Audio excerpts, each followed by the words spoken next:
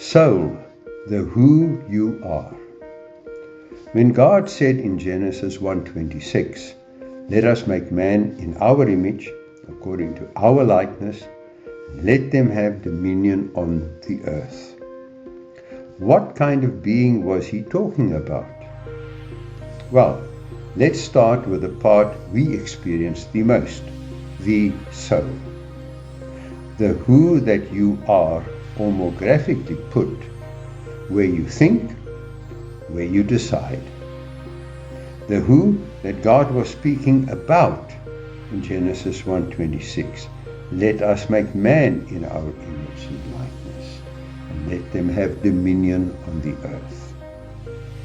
The you that God was speaking to, when in Genesis 1:28, God blessed them, and God said to them, "Be fruitful and multiply, fill the earth and subdue it, have dominion." The soul, the unique part, the who that I am.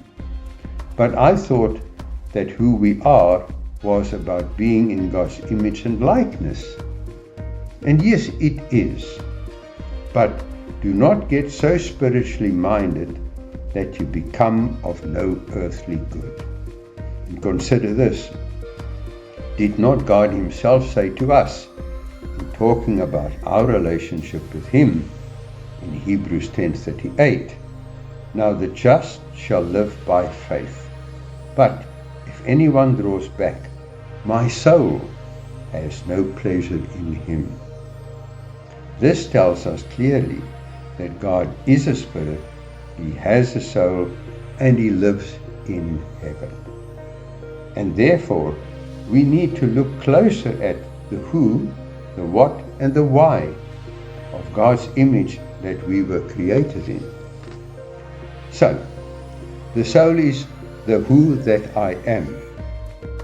Now, what exactly is the body? The body is our earth suit. Look after it. You need it to live here on earth. What about the spirit? That is actually the most important part, as Paul wrote in Colossians 1:27.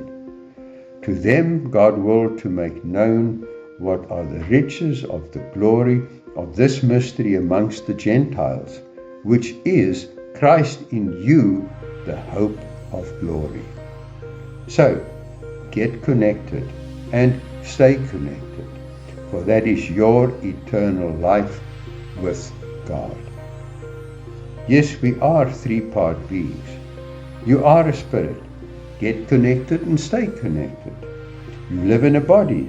Look after it. You need it. You have a soul. Stay protected.